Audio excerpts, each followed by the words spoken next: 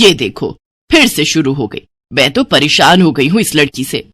क्या हुआ माँ, क्यों इतना गुस्सा कर रही हो?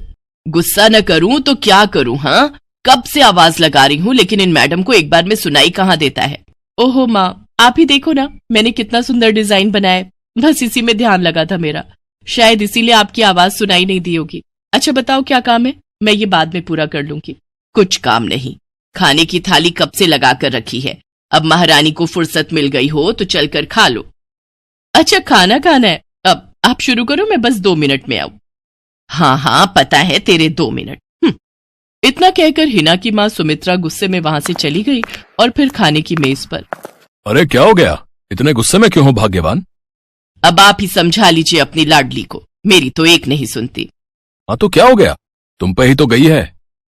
आपको मजाक सूझ रहा है? यहाँ मेरा दिमाग खराब हो रहा है, सारा दिन बस मेहंदी के डिजाइन बनाती रहती है और कोई काम ही नहीं है इसे। इसका मतलब वो सच में तुम पर ही गई है। तुम्हें भी तो मेहंदी लगाने का बड़ा शौक था ना इस उम्र में।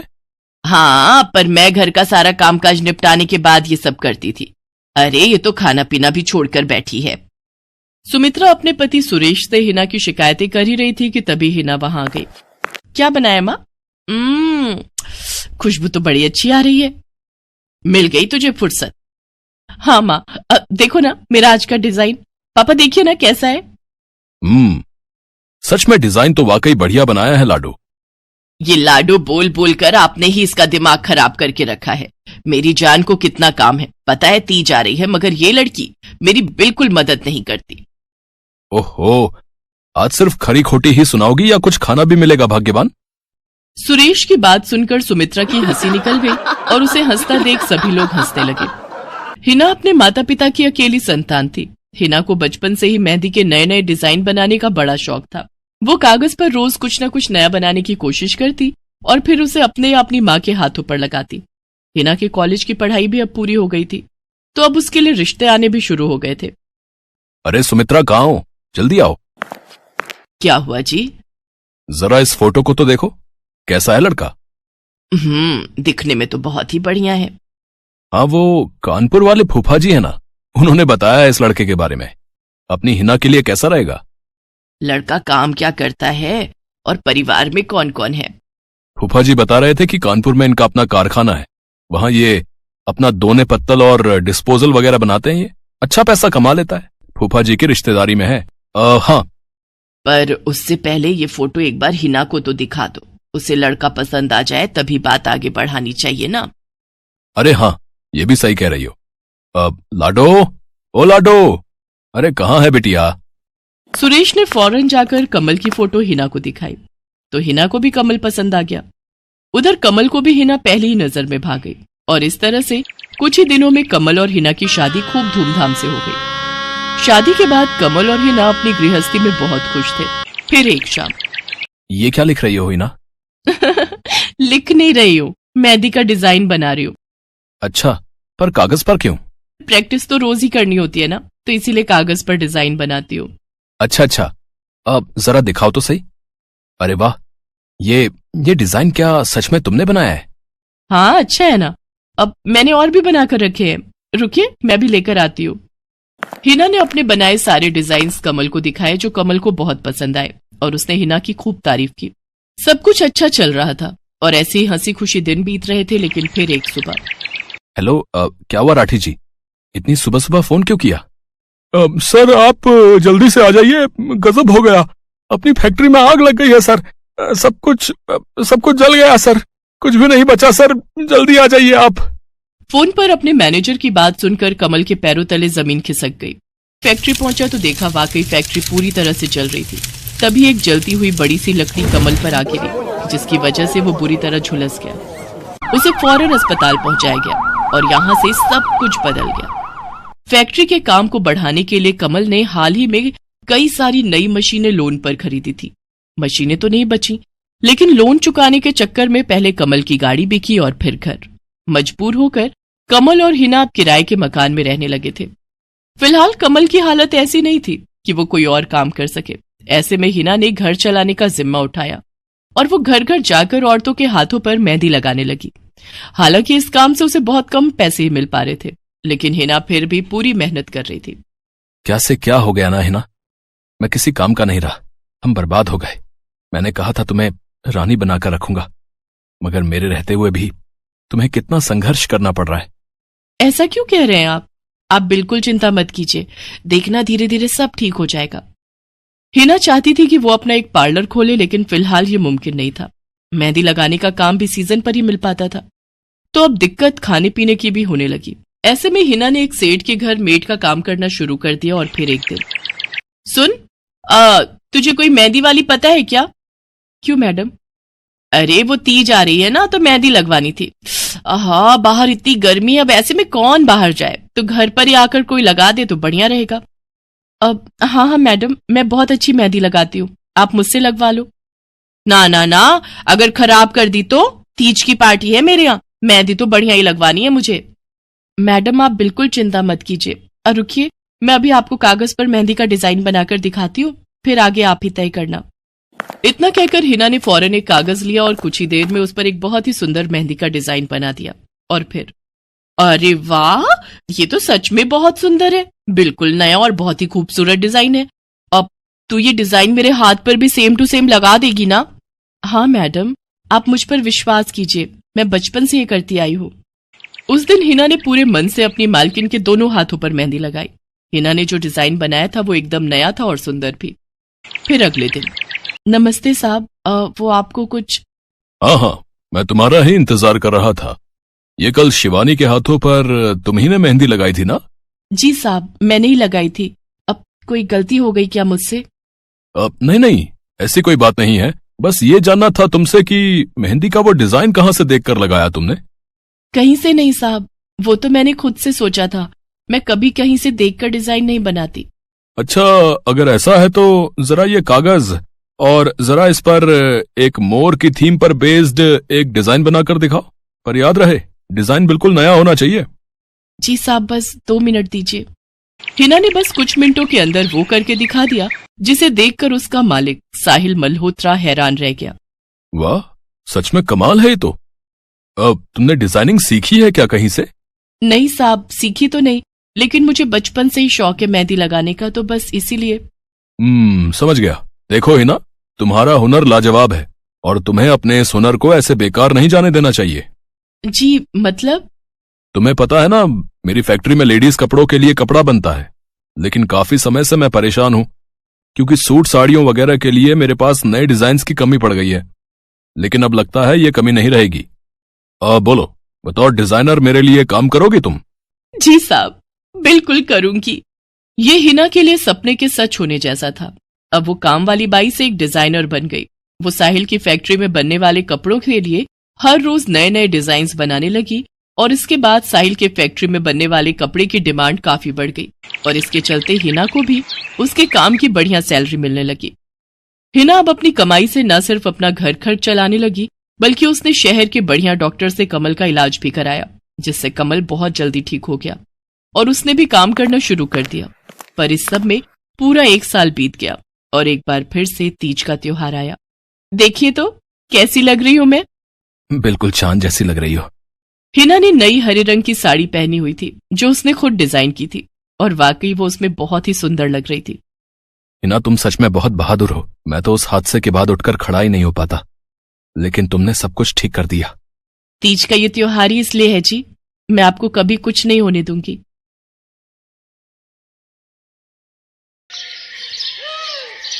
मीरा, ओ मीरा, चल तो जल्दी से आटा गूंथ दे, मैं फटाफट रोटियां सेक दूंगी। नहीं माँ, मैं नहीं गूंथ पाऊंगी, मैंने मेहंदी लगा ली है हाथ पर। क्या? सुबह सुबह तू फिर मेहंदी लगाकर बैठ गई? बड़ी मक्कार है सच में, काम में मदद ना करनी पड़े इसलिए जब देखो मेहंदी लगाकर बैठ जाती है। चल जल्दी से हाथ धोकर आ मेरे पास, मुझे काम पर जाने के लिए देर हो रही है। माँ बस आज कर लो ना, देखो ना मैंने कितनी मेहनत से कितना सुंदर डिजाइन बनाया है।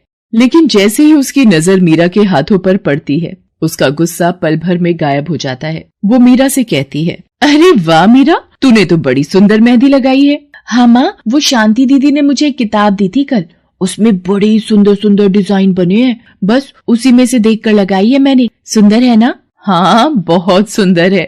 अरे लेकिन मुझे तो ओफो, फिर लगा लिया ना तूने बातों में। पहले से ही देर हो रही है, ऊपर से तू भी मेहंदी लगाकर महारानी जैसे बैठ गई है। माँ, तुम इतना परेशान क्यों होती हो? 1-2 घंटे में जब मेरी मेहंदी सूख जाएगी तो मैं घर के सारे काम कर दूंगी।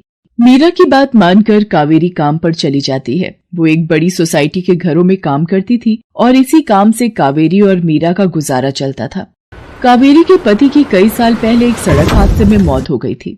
तब से कावेरी पर ही सारी जिम्मेदारी थी। मीरा भी घर के कामों में उसका पूरा हाथ बटाती थी। मीरा को मेहंदी लगाना बहुत पसंद था। उसने अपने घर के पीछे मेहंदी के कई सारे पौधे लगा रखे थे, जिनका वो बहुत ख्याल रखती थी। वो अपने हाथों से मेहंदी के पत्तों को पीसकर अपने हाथों में लगाने के लिए तैयार करती थी। फिर एक दिन, मीरा, हमें इस जगह पर थोड़ी मोड़ी खेती कर लेनी चाहिए। ये मेहंदी के पौधों से कुछ कमाई थोड़ी ही हो रही है। खेती कर लेंगे तो कुछ पैसे ही बन जाएंगे।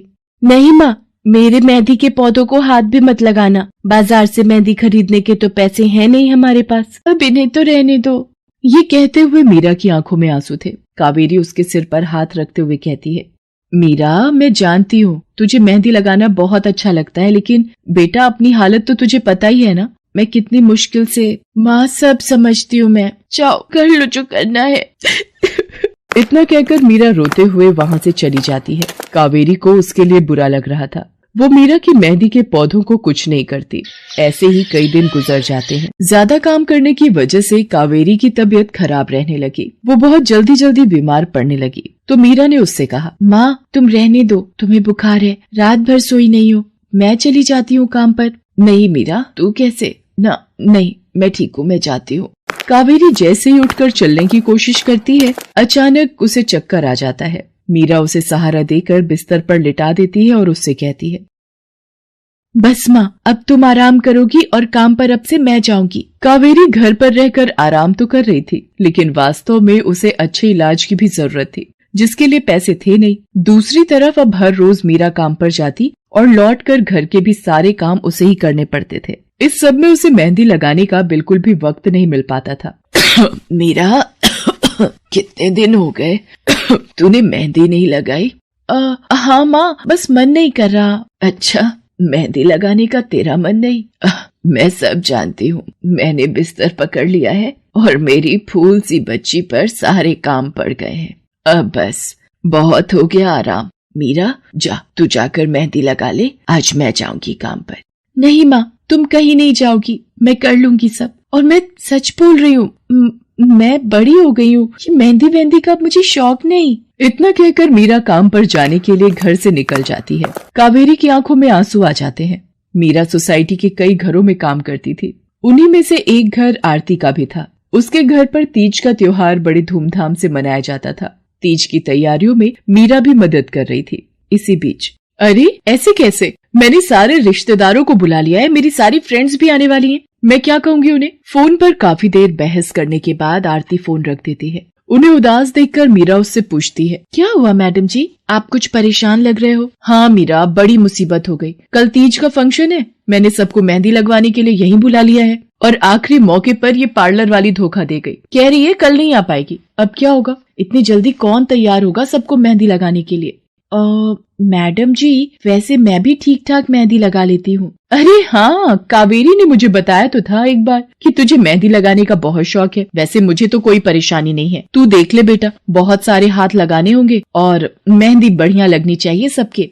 आप बिल्कुल चिंता मत करिए मैडम जी, मैं सब अच्छे से करूँगी। बहुत दिनों बाद मीरा के चेहरे पर खुशी थी। उसने घर पहुंचते ही मेहंदी के खूब सारे पत्ते तोड़कर पत्थर पर पीसना शुरू कर दिया। ये देखकर कावेरी ने मीरा से कहा, अरे मीरा, शाम हो गई है, अब मेहंदी मत लगा, मौसम भी ठंडा है बेटा। ये मेहंदी मैं अपने लिए नहीं पीस रही माँ, वो 5वें फ्लोर वाली मैडम जी है ना, कल उनके यहाँ लगानी है। अच्छा बेटा, पर ध्यान से बेटा, वो बड़े लोग हैं, कोई गलती ना हो जाए। माँ, तुम बिल्कुल चिंता मत करो, मेहंदी लगाने में मुझसे कभी कोई गलती हो ही नहीं सकती। मीरा खूब सारी मेहंदी तैयार करके अगले दिन आरती के घर पहुंच जाती है। वो अपनी मेहंदी को कोन में भरने लगती है कि तभी आरती की एक फ्रेंड आरती से, आरती, ये किसे बुला लिया तुमने? मैंने जिस पार्लर का नंबर दिया था तुम्हें, उससे बात नहीं हुई क्या? हुई तो थी, लेकिन उसने आखिरी वक्त पर मना कर दिया। तुम बिल्कुल चिंता मत करो, ये मीरा है, मेरी हाउसमेड है ना कावेरी, ये उसी की बेटी है, बहुत अच्छी मेहंदी लगाती है ये। ओफो आरती, तुम भी ना, पार्लर की बात अलग होती है, उन लोगों का मटेरियल ब्रांडेड होता है, मेहंदी के रचने की गारंटी मिलती है वहां से। और इसकी मेहंदी तो मुझे कुछ समझ नहीं आ रही, इस पर तो कोई लेबल तक नहीं है। अगर कुछ गलत रिएक्शन हो गया हाथों पर तो। आप बिल्कुल चिंता मत कीजिए मैडम जी, ये मेहंदी मैंने खुद पीस कर तैयार की है। मेरे पास बहुत सारे मेहंदी के पौधे हैं, इसमें कुछ भी ऐसा नहीं है जो आपके हाथों को नुकसान दे। ना भाई ना, सॉरी आरती, बट मैं अपने हाथों को लेकर कोई रिस्क नहीं ले सकती। तुम सब लगवाओ, मैं तो पार्लर जाकर ही लगवाऊंगी। इतना कहकर आरती की दोस्त शालिनी वहाँ से चली जाती है। आरती मीरा को इशारा देकर काम शुरू करने को कहती है। अरे वाह, मानना पड़ेगा, इस बच्ची ने कमाल की मेहंदी लगाई है। मुझे तो नहीं लगता कि इस मेहंदी का वैसा रंग आएगा जैसा पार्लर वाली मेहंदी का आता है। अब बस भी करो शालिनी, मेहंदी कैसी रचेगी ये कल तक पता चल ही जाएगा ना। बच्ची है वो, उसे इस तरह डराओ तो मत। अरे मुझे क्या, मेरे हाथ कौन सा खराब होने वाले हैं, तुम ही लोग लगवाओ और तुम ही भुगतना। शालिनी गुस्से में वहाँ से चली जाती है। उसे पूरा यकीन था कि मीरा की मेहंदी रचेगी नहीं, साथ ही हाथों पर उसका गलत रिएक्शन भी हो सकता है, लेकिन जो हुआ वो इससे बिल्कुल अलग था। अगले दिन मीरा के घर पर। अरे मैडम जी, आप यहाँ? आपने तो आज काम पर आने के लिए मना किया था ना, मैं इसीलिए नहीं आई। हाँ, कल तुम कितना थक गई थी, इसीलिए मैंने आने को मना किया। मैं यहाँ तुम्हें काम पर बुलाने नहीं बल्कि किसी और काम से आई हूँ। अंदर नहीं बुलाओगी? अरे माफ कीजिएगा मैडम जी, आइए अंदर आइए। आरती को देखकर कावेरी भी बिस्तर से उठकर खड़ी हो जाती है। आरती के साथ उसकी दोस्त शालिनी भी थी। मीरा उन दोनों को पानी देते हुए कहती है, ये लीजिए मैडम जी, मेहंदी तो ठीक से रची ना मैडम जी? ये तुम्हें मैं नहीं शालिनी बताएगी। फिर शालिनी अपने हाथ मीरा की तरफ बढ़ा देती है। उसके हाथों पर कई जगह छाले पड़े हुए थे। ये देखकर मीरा उससे कहती है, अरे ये क्या हुआ मैडम जी? मैंने तुमसे मेहंदी नहीं लगवाई,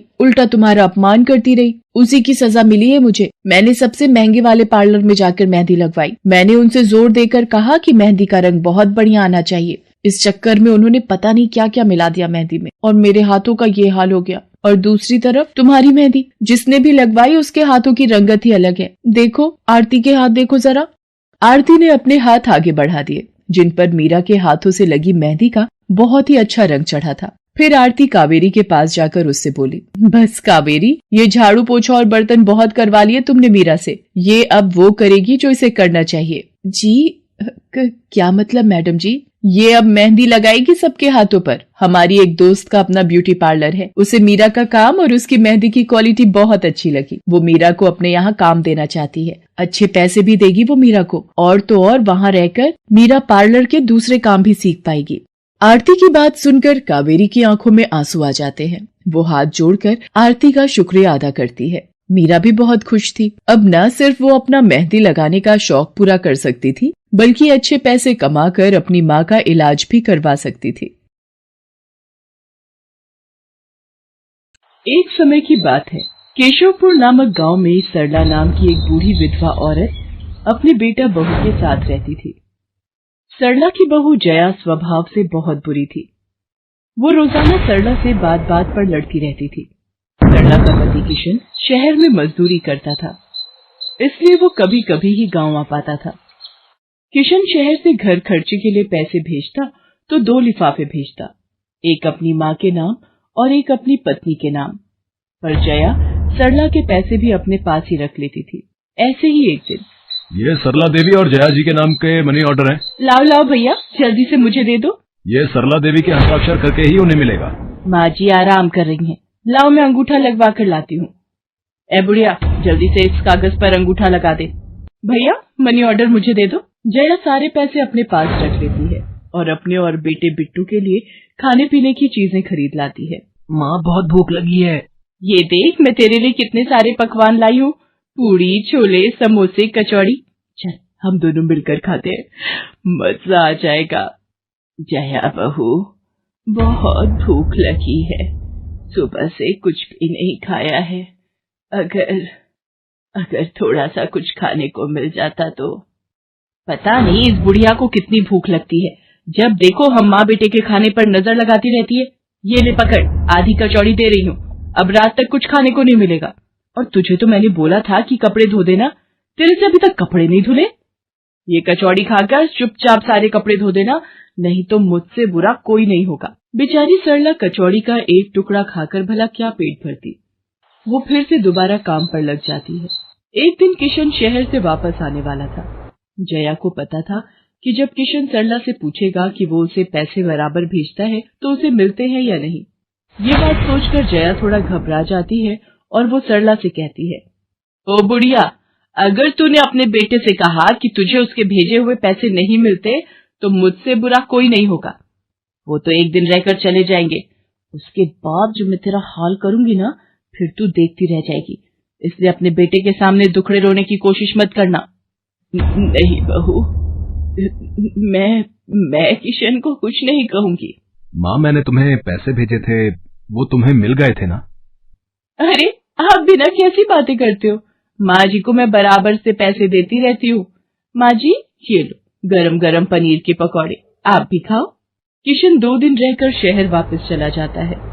जया फिर से अपने रूप में आ जाती है। दिन भर सरला काम करके एक दिन चक्की से आटा पिसवा कर लौट रही थी कि अचानक उसे चक्कर आ जाते हैं। रिक्शा में जाती एक लड़की देख लेती है। भैया, इन्हें उठाने में मेरी मदद करो, बेचारी पता नहीं कौन है। सुमन, ये तेरे साथ कौन है? ये रास्ते में बेहोश हो गई थी, मैं इन्हें घर ले आई, लगता है इन्हें होश आ गया है। अब कैसा लग रहा है आपको? मैं ठीक हूँ बेटी, तुम्हारा बहुत बहुत शुक्रिया बेटी। माँ जी, आप इतनी भारी आटे की बोरी अकेले ही उठा कर ले जा रही थी, आपके बच्चे या कोई? सरला की आंखों में आंसू आ जाते हैं, वो रो पड़ती है। माँ जी, कोई परेशानी है तो आप हमसे कह सकते हो, मुझे लग रहा है आप बहुत परेशानी में हो। क्या करूं बेटी, मैं इस जीवन से हार गई हूँ। सरला के दुख का घड़ा फूट जाता है और वो सारा दुख सुमन और बाकी लड़कियों को बताती है। अब इस संसार में जीने की कोई इच्छा नहीं है मेरी। माँ जी, ऐसा मत सोचिए, आप जीवन से यूं निराश मत होइए। अब आप अपनी बहू के पास वापस मत जाना, आप यहाँ हमारे साथ रहो।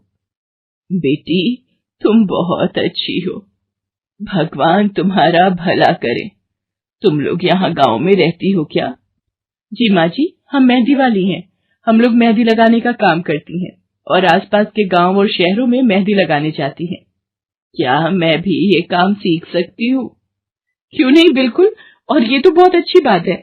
हमारे ग्रुप में आप भी जुड़ जाओगे, मैं आपको मेहंदी लगाना सिखाऊंगी। सरला अब उन लड़कियों के साथ ही रहने लगी और कुछ ही समय में वो बहुत अच्छी मेहंदी लगाना सीख गई। इधर जया सरला के कुछ दिन तक वापस न आने से घबरा जाती है। ये बुढ़िया इतने दिनों से कहाँ गायब है, मुझे तो कोई खोज खबर नहीं है। बिट्टू के बापू ने हम सबको अचानक शहर बुलाया है, वहां जाकर अब यही बोलना पड़ेगा कि बुढ़िया की तबीयत खराब थी इसलिए नहीं ला सकी। जया बिट्टू को लेकर किशन के पास शहर पहुंचती है।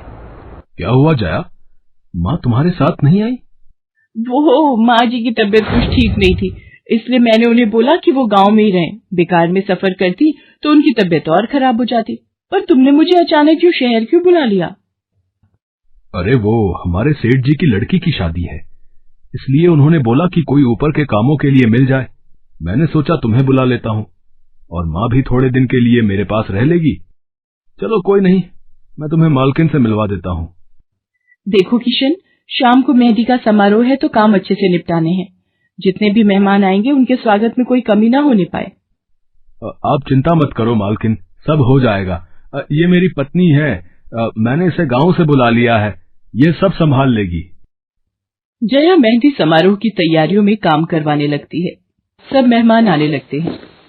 रिचा, मेहंदी वाली अभी तक नहीं आई, कितने बजे का टाइम दिया था? मम्मी, मेरी उनसे बात हो गई है, बस कुछ ही देर में आती होंगी। लो वो आ गई। माँ जी, ये यहाँ कैसे? मेहंदी वाली लड़कियों के साथ? माँ यहाँ? जया, तुम तो कह रही थी कि माँ बीमार है और गांव में है, पर माँ मेहंदी वाली लड़कियों के साथ क्या कर रही है? मुझे कुछ समझ नहीं आ रहा। मैं माँ के पास जा रहा हूँ। माँ, तुम यहाँ इन सबके साथ? किशन बेटा, आप मेरे साथ इधर आइए, मैं आपको सब बताती हूँ। ये लड़की इनको सब कुछ बता देगी। शायद आप नहीं जानते हैं, आपकी पत्नी ने आपकी माँ पर बहुत जुल्म किए हैं, इसीलिए ये बेचारी अपना घर छोड़कर हमारे साथ रहने को मजबूर थी। सुमन किशन को सारी सच्चाई बताती है। सरला की आंखों में आंसू आ जाते। किशन सबके साथ जब घर आ जाता है। जया, तुम्हें शर्म आनी चाहिए। तुमने मेरी माँ के साथ इतना बुरा व्यवहार किया। तुम्हारी वजह से मेरी माँ दर दर भटक रही है। अब तुम मेरे साथ एक पल भी नहीं रहोगी। बिट्टू को मैं पाल लूंगा। अभी के अभी अपने मायके निकल जाओ। ऐसा मत कहो, मैं आप लोगों के बिना कैसे रहूंगी। मुझे माफ कर दो, मुझे माफ कर दो, मेरे से गलती हो गई। माँ जी मुझे माफ कर दो। किशन बेटा, मैं किसी से भी नाराज नहीं हूँ। जया बहू को माफ कर दे। गलती इंसान से ही होती है बेटा। मैंने जया बहू को माफ कर दिया। किशन जी आप चिंता मत कीजिए, आपकी माँ जी अब हमारे साथ ही काम करेंगी। उस दिन के बाद जया ने अपना व्यवहार बदल लिया। सरला ने मेहंदी लगाना नहीं छोड़ा। वो अपनी मेहंदी लगाने के काम को करती रही। जया को अपनी गलती का एहसास हो गया था।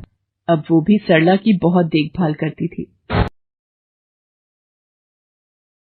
संध्या की बुआ जो कि दिल्ली में रहती थी, वो उसके लिए एक अच्छे घर का रिश्ता लेकर आई थी। देखो भैया, मेरी इतनी जान पहचान तो नहीं है लड़के वालों से, पर इतना जानती हूँ अड़ोस पड़ोस में कहीं पूछोगे तो लोग अच्छा घर ही बताएंगे। ठीक है सुमन, अगर तुम कहती हो तो लड़के वालों को एक बार बुला लेते हैं। अब संध्या भी लड़के को देख लेगी। संध्या की बुआ लड़के वालों से अपने तरीके से बात कर लेती है और कुछ दिनों बाद संध्या की शादी विपुल नाम के लड़के से हो जाती है। पता नहीं इस काम वाली को छुट्टी लेकर गांव अभी जाना था। उसे पता था शादी वाला घर है, नई नवेली दुल्हन आएगी तो घर में 100 काम होंगे, फिर भी बिना बताए गांव निकल गई।